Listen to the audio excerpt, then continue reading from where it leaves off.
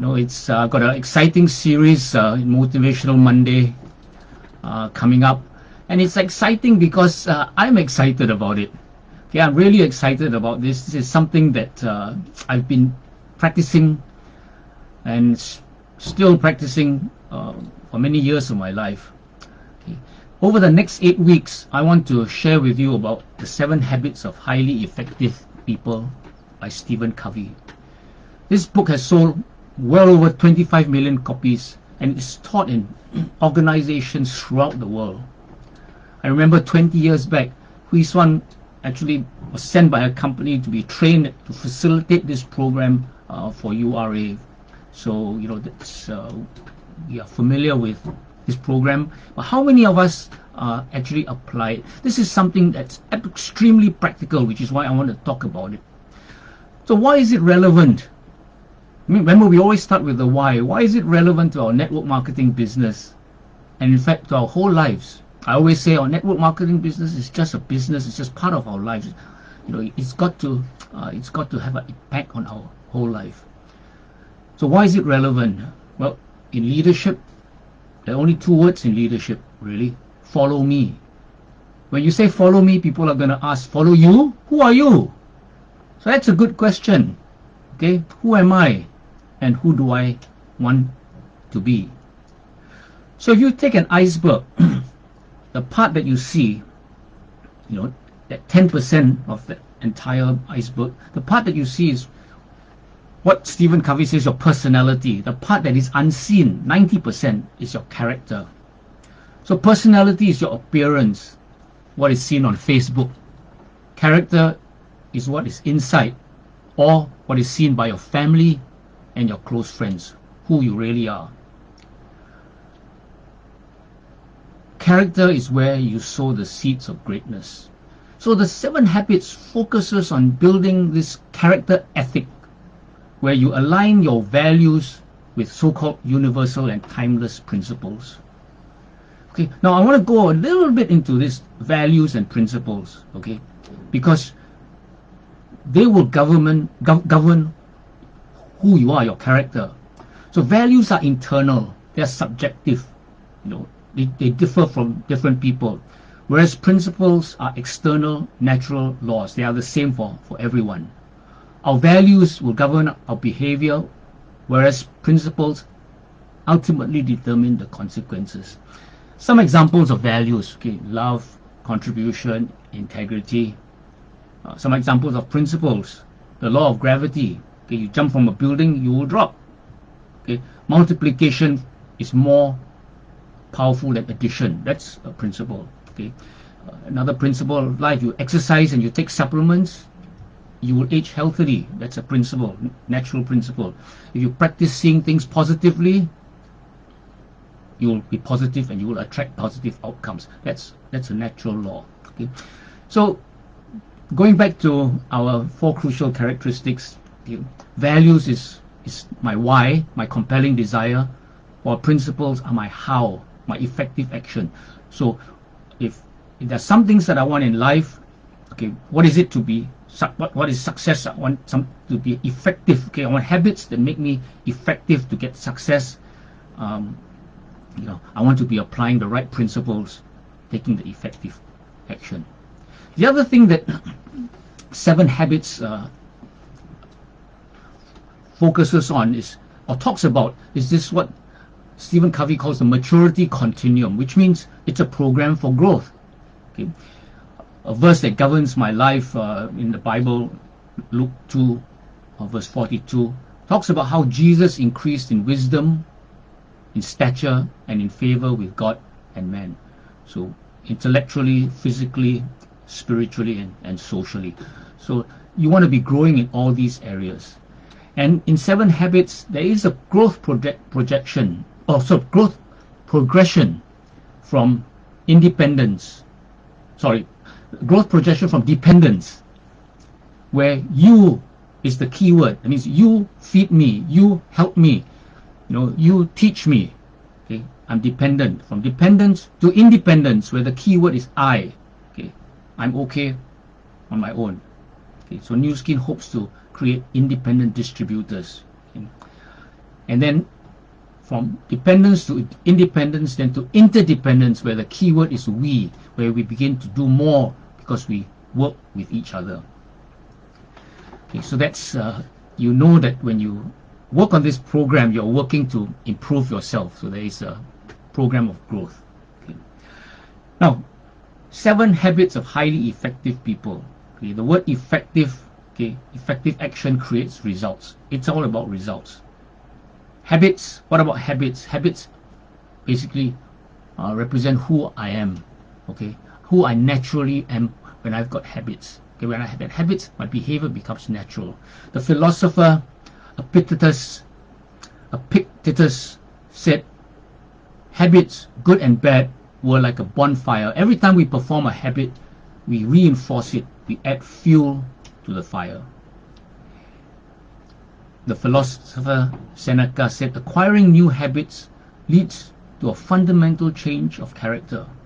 Okay, so we talked about the character being the 90% of the iceberg. Okay, new habits lead to change of character. So you sow a thought and you reap an action. Sow an action and you reap a habit. Sow a habit and you reap a character. Sow a character and you reap a destiny.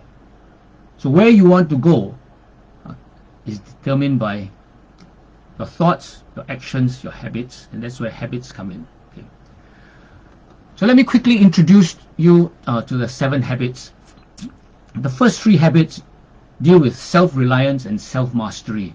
Okay, these are what we call private victories because they only involve the follower. Okay. Habit 1 is be proactive. That means be responsible, don't blame others. You have total freedom to choose your response. So responsibility is responsibility, the ability to respond. You can choose whatever response you want, no matter how you feel. Okay, so be proactive. Habit number 2, begin with the end in mind. Start with a clear mental image of your destination. We have talked a lot about that. Okay, your vision, your dream board. Okay, and the definite purpose statement and the self-confidence formula talk about that end result that you want in mind. Okay. See, remember in the self-confidence formula, it says, second, I realize the dominating thoughts of my mind will eventually reproduce themselves in outward physical action and gradually transform themselves into physical reality. Therefore, I concentrate my thoughts for 30 minutes daily upon the task of thinking of the person I intend to become, thereby creating in my mind a clear mental picture of that person. That's an example of beginning with the end in mind. Habit number 3, put first things first. Okay, put first things first. It's about time management. Prioritize the important over the urgent. Okay, and in Stephen Covey's case, he focuses on preserving and enhancing relationships and on accomplishing results. Okay, so relationships are important and results are important. So the first 3 habits start from dependence and they build a foundation on independence.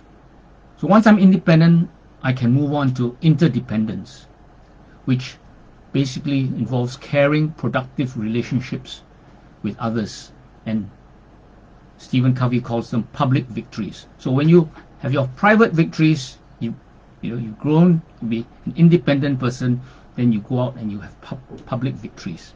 Okay. And when you move to interdependence, you really step into a leadership role because you are now leading people. So the next 3 habits, habit 4, think win-win. Okay, this implies understanding that without cooperation, the organization cannot succeed. Okay, win-win. Habit 5, seek first to understand and then be understood. This requires a non-judgmental attitude. Emphatic listening gets into another person's frame of mind. Okay. If you are into coaching, this is a really important part. Okay. Even dealing with customers, we want to listen, we want to know what they want, so we help them to buy what they need. Habit 6, synergise. So synergy is the combined action that occurs when people work together to create new alternatives and solutions. Okay, so it's not just my way, you have to follow my way, but we work together to create new alternatives and solutions.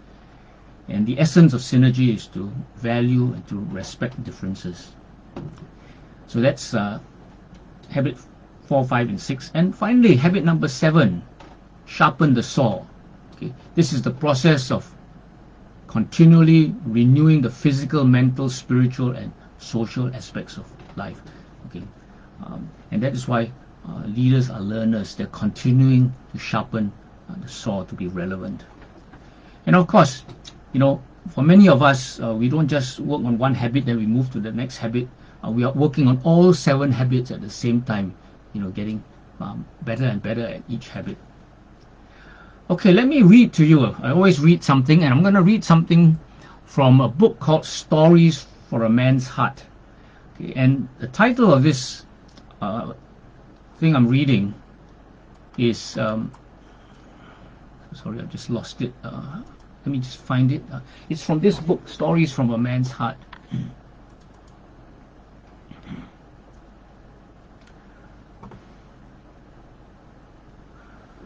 Let me find it for you. Okay. The title is Arthur Berry's Answer. Arthur Berry was a very famous jewel thief who practiced his trade back in the roaring 20s. He was a very unusual thief in that he would only steal from the very rich. Not only did they have to be rich, they had to be of the elite rich. The story goes that Arthur would pass up many jewels and take only the finest, most precious. He was one thief that was a connoisseur of art. Since Arthur Berry stole only from the highest elite of society, it became something of a social status to have been robbed by this notorious robber. This kind of widespread popularity gave the police nightmares. Well, one day, Arthur stole one too many times because the police caught him in the act and he was shot. While he was suffering excruciating pain, he promised himself that he would never steal again. Now, that was a good beginning. But for some strange happening, Arthur escaped his imprisonment and spent 3 more years on the loose. Then came his downfall, when an insanely jealous woman turned on him by telling the police where he was. He was recaptured and spent the next 18 years behind bars. While in prison, Arthur made up his mind that crime didn't pay and that he would never steal again. When Arthur got out of prison, he made his way back to a little town up in New England and settled down. People did not suspect that he was a famous jewel thief, and due to his hard work and neighborliness, he soon became one of the small town's respected citizens in New England. All went well until all went well with Arthur until someone came to the little town and recognized him as the famous jewel thief. As the news spread as to who he was, reporters came rushing in from the largest city newspapers to interview this reformed criminal. One of the questions that was put to Arthur by a young reporter was this: Arthur, we know that you have taken from some of the wealthiest people in the world. Do you remember who it was that you stole the most from? Without a moment's hesitation, Arthur answered, the person that I stole the most from was Arthur Berry. I could have made a contribution to society. I could have been a stockbroker. I could have been a teacher. I could have been a successful businessman. I could have done all of these things. But instead, I spent 2/3 of my adult life in prison. I've spent a lifetime robbing myself.